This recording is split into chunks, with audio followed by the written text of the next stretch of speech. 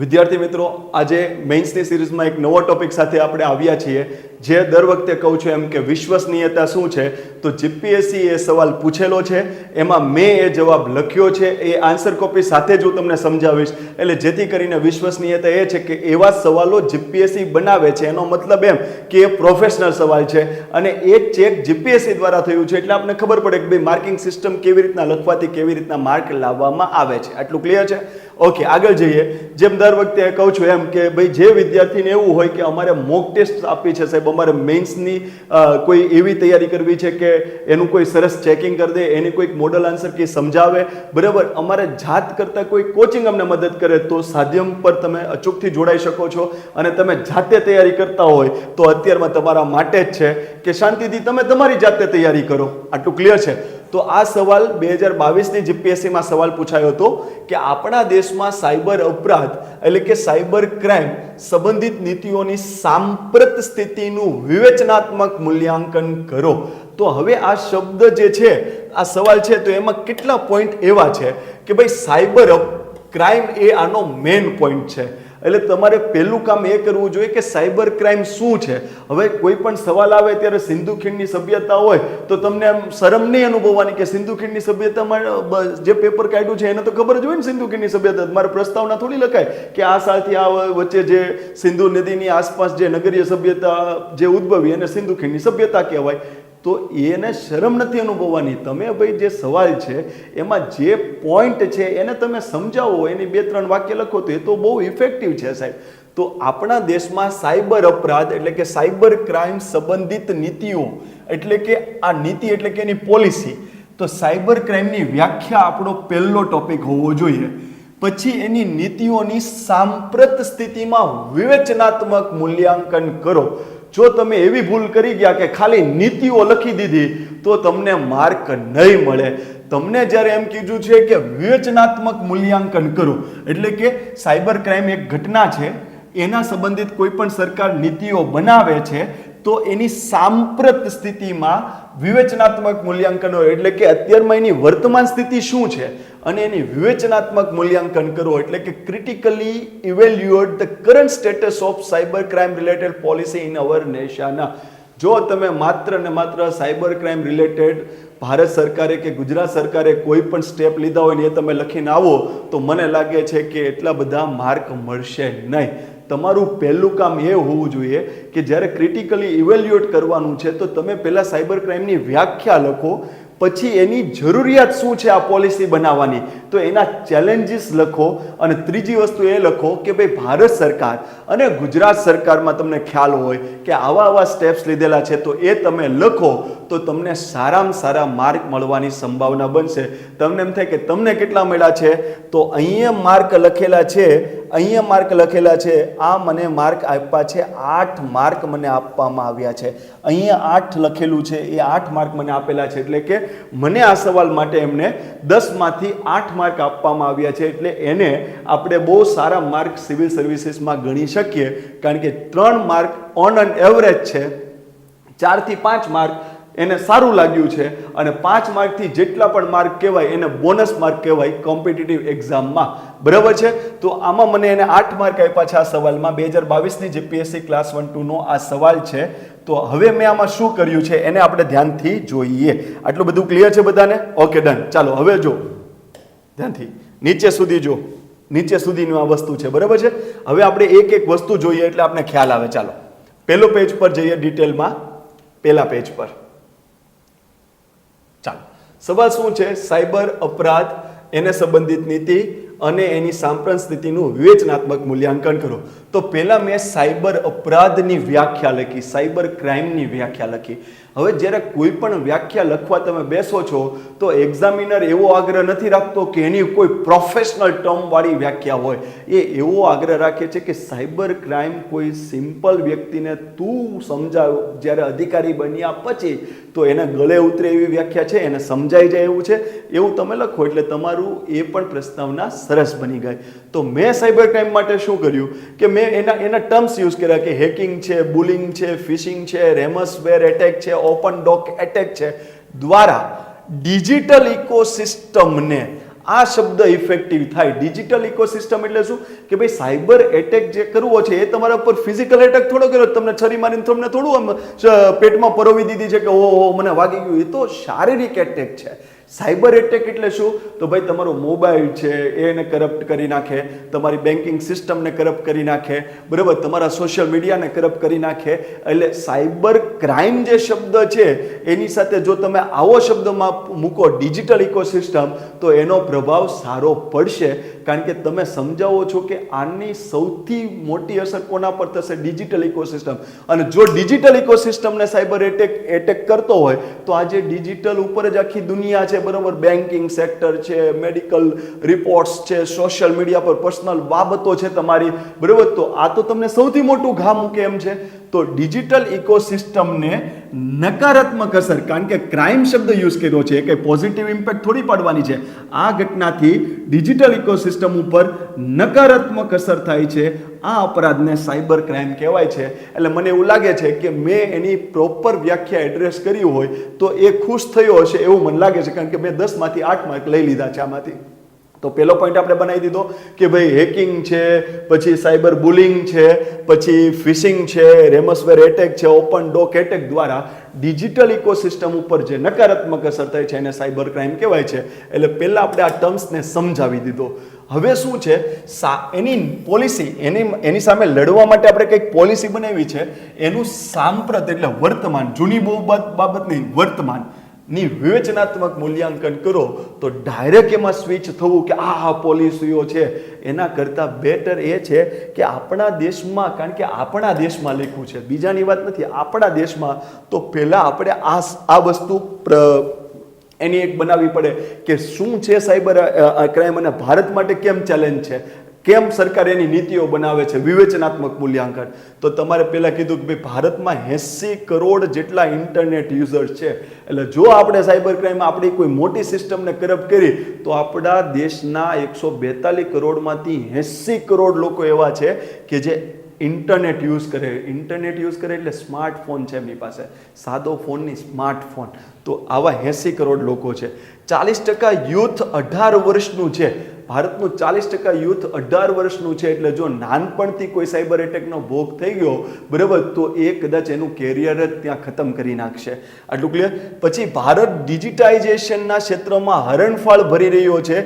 2022 જુલાઈમાં, હવે but obvious છે અત્યારમાં તો તમે કદાચ એ લાખોની સંખ્યામાં વસ્તુ થવા મળી છે, પણ જ્યારે આપણે પેપર લખ્યું હતું ત્યારે રેકોર્ડ એ હતો કે 2022 જુલાઈમાં 6 અબજ ટ્રાન્ઝેક્શન સાથે 10.6 લાખ કરોડની નાણાકીય આપ-લે થઈ હતી. તો આ સાયબર ક્રાઇમમાં આપણે શું કામ બતાવીએ છીએ કે ધીમે ધીમે ભારતમાં રોકડ રૂપિયા કરતાં ડિજિટલ ટ્રાન્ઝેક્શન, આજે 1 રૂપિયાની આજમો લે તો ઠાપ દેખાનું પેટીએમ કે ફોન પે, બરાબર, તો આ વધી રહ્યું છે. તો એ સારી બાબત છે. એમ સામે સાયબર ક્રાઇમની સાંપ્રત સ્થિતિમાં આપણે વિવેચનાત્મક મૂલ્યાંકન કરીએ છીએ.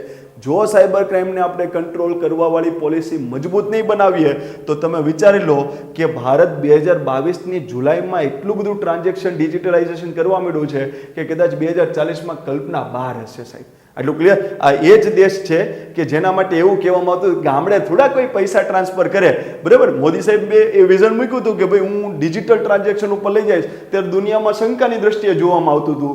પણ એ જ દુનિયા ચોંકી ગઈ કે જેટલું યુરોપ ટ્રાન્ઝેક્શન નથી કરતું, જેટલું અમેરિકા ટ્રાન્ઝેક્શન નથી કરતું, એટલું આપણા લોકો ટ્રાન્ઝેક્શન કરે. પાણીપુરીની લારીમાં હોય 10 પકોડી ખાઈ લો, 20 રૂપિયા, પેટીએમ, ફોનપે. આ આપણું ઇન્ડિયા છે, બરાબર. જે કોઈને ખ્યાલમાં ન આવે એવું ઇન્ડિયા. કારણ કે આપણે રોકેટ લોન્ચ કરવાનું હતું ત્યારે બધા એમ કહેતા હતા કે એ તો હવે બળદગાડામાં રોકેટના પાર્ટ્સ લઈને જાય છે, બરાબર. તો આ કેદી પહોંચશે? પહોંચી ગયા ને ચંદ્ર ઉપર, બરાબર. તો ખાસ યાદ રાખજો, વોટ એવર જે પણ. તો આ પણ આપણી ચેલેન્જીસ બતાવે છે કે પોલિસી બનાવો નહીંતર મરી જશું. જો આ આટલા ટ્રાન્ઝેક્શન સુધી પહોંચી ગયું, બરાબર, અને આમાં એક સિસ્ટમ કરપ્ટ કરી નાખે એટલે બધાના રેકોર્ડ જ વયા ગયા. તો કોને કોને પૈસા આપ્યો, કોને ક્યાં ટ્રાન્સફર થયું, 1 કલાકનું ખોવાઈ જાય એટલે લાખો રૂપિયા આમથી આમ થઈ જાય. એટલું ક્લિયર. પછી જો ઈ ગવર્નન્સનો વ્યાપ વધી રહ્યો છે, જેમ કે digital India mission, Bharat net, portal લેટ, ઇકોનોમી અને ગવર્નન્સ, બરાબર, એટલે કે પોર્ટલ આધારિત ઇકોનોમી ચાલવા મળી છે. પછી ભારત નેટ જે પણ યોજના છે, પછી ડિજિટલ ઇન્ડિયા મિશન ચાલે છે. તો ભારત ઈ ગવર્નન્સ ઉપર જવાની વાત કરે છે. તો શું સાયબર ક્રાઇમને કંટ્રોલ જો તમે નહીં કરો અને જો આ સિસ્ટમને કરપ્ટ કરી સાયબર ક્રાઇમ, સાયબર એટેકથી, તો તમે સમજી લોજો કે ભારત સરકારની ક્રુશિયલમાં ક્રુશિયલ માહિતી જે તે વ્યક્તિ પાસે આવી જશે. તો આ આપણા માટે વિચારવા જેવી બાબત છે. આના લીધે વિચારવા જેવી બાબત છે. આના લીધે પછી છેલ્લે શું મૂક્યું? છેલ્લે એમ મૂક્યું, ચાઇના અઘોષિત વોર તરીકે સાયબર એટેકનો ઉપયોગ ભારત તરફ કરી રહ્યું છે. ચાઇનાને ખબર છે કે 1962 વાળું ભારત નથી. અત્યારમાં એક થપ્પડ ભારત મારે તો એની જે ઝીણી આંખો છે ને એ ખુલી જાય કે લે આ તો આપણી બોર્ડર પૂરી થઈ ગઈ, ભારતની આવી ગઈ છે. આજે ભારત એટલો મજબૂત થઈ ગયો છે કે ચાઇનાની મજાર નથી કે 1962 જેવી હિમાકત પણ કોઈ પણ વિચારી શકે. તો ચાઇના આપણી સાથે અઘોષિત વોર કરે છે. શું કરે છે? અઘોષિત વોર કરે છે. એટલે સાયબર એટેકનો ઉપયોગ કરે, બરાબર, ભારતની સિસ્ટમને કરપ્ટ કરવાનો પ્રયત્ન કરે, ભારતનું કોઈ પણ ક્રુશિયલ ડેટા હોય એ લેવાનો પ્રયત્ન કરે. તો આપણી સૌથી મોટી ચેલેન્જ એ છે કે ભવિષ્યમાં હાઇબ્રિડ વોર પદ્ધતિ હશે. એટલે કે એવું નથી કે બથમ લડો તો જ જીતી જશો. તમારી પાસે ભવિષ્યની ચેલેન્જ આ છે. તો આપણે શું મૂક્યું કે ભાઈ આ પોલિસીની સાંપ્રત સ્થિતિ આપણી પાસે શું બની રહી છે. પછી પોલિસીમાં બીજો પેજ આખો આપણે યુઝ કરી લેશું. તો શું કર્યું? 80 કરોડ લોકો ઇન્ટરનેટ ઉપર છે એટલે એની સલામતીની જરૂર છે. 40% યુથ 18 વર્ષનું છે, બરાબર, એટલે એની ચેલેન્જીસ છે કે એની સુરક્ષા મેન્ટેન કરવી પડશે. ભારત ડિજિટલાઇઝેશન કરવા જઈ રહ્યું છે, આપણું ફાઇનાન્સ સેક્ટર ડિજિટલ ઉપર જઈ રહ્યું છે. તો સાયબર એટેકની સામે આપણે કોઈક મજબૂત સ્ટેન્ડ બનાવવો પડશે. પછી ઈ ગવર્નન્સ, સરકાર આજે એમ કહે છે કે પેપરલેસ ગવર્નન્સ લઈ જવું છે, એટલે કે પેપર યુઝ નહીં કરવું, બધું ટેબ્લેટમાં બજેટ રજૂ કરવાનું, આ કરવાનું. પણ તમારું બજેટમાં તમે બજેટ બનતા પબ્લિશ કરતા પહેલા એવું વિચારો છો કે આ ક્રુશિયલ માહિતી લીક ન થવી જોઈએ, અને એક સાયબર એટેક થઈ ગયો તો બજેટ રજૂ થાય એ પહેલા બધાને ખબર પડી જશે કે આ વસ્તુ થવાની છે. તો આપણા માટે એ છે, એના લીધે આપણે વિચારવું પડે, અને ચાઇના જેવા લોકોના લીધે, બરાબર. તો આ પેજ આપણે શેમાં આખું યુઝ કર્યું, એની વ્યાખ્યા શું છે, આ માટે આપણે શું કામ વિચારવું જોઈએ, તો એનો ભાગ. અને હવે એનું છે કે પોલિસીઓ કઈ, તો આ છે એનો બીજું પેજ. તો બીજા પેજમાં આપણે શું કર્યું કે જેટલું કરંટ અફેર્સ વાંચ્યા હોય, જેટલું તમારું કરંટ અફેર્સ મજબૂત હોય, આપણે આ પ્લેટફોર્મ ઉપર ઓલ ઇન વન સિરીઝ ચલાવીએ છીએ. કદાચ હું એવું નહીં વિચારું કે વિદ્યાર્થી શું રિસ્પોન્સ કરે છે કે 1 કલાકનો વિડીયો એક ટોપિક માટે જોવાય, પણ તમે જ્યારે મેઇન્સ આપશો ત્યારે તમને ખબર પડશે કે કોઈ નાની વસ્તુ મેઇન્સનો પાર્ટ ન હોય, મોટી વસ્તુને ડિટેલમાં ભણો તો એ તમારો મેઇન્સનો પાર્ટ બને.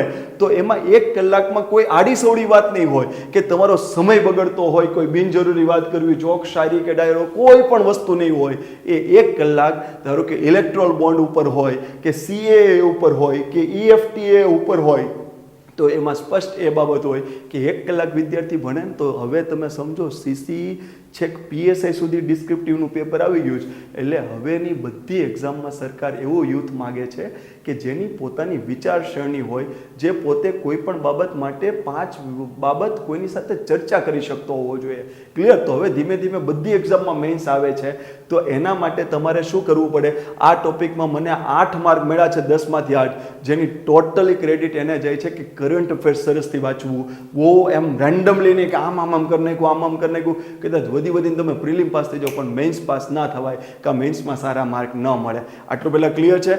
તો આ જે પણ મેં લખ્યું છે એ બધું જે તે સમયે તમે કરંટ વાંચતા છો, સાયબર ક્રાઇમમાં આવતું હશે, એ બધી જ વસ્તુ મેં લખી છે. જો ભારત સરકારની અત્યારમાં સ્થિતિ શું છે, શું નીતિઓ છે, તો iCERT, computer emergency response team India, બરાબર. iCERT તમે વાંચશો તમે ડિટેલમાં તો તમે એની અંદર તમે ઘણું બધું જાણી શકશો કે ભારતમાં કોઈ પણ આવું હોય તો એને ઇમરજન્સી રિસ્પોન્સ કરે છે કમ્પ્યુટર રિલેટેડ. તો iCERT. પછી I4C, એમાં C4 હોય, Indian cyber crime coordination centre, તો એ પણ તમે વાંચી શકો.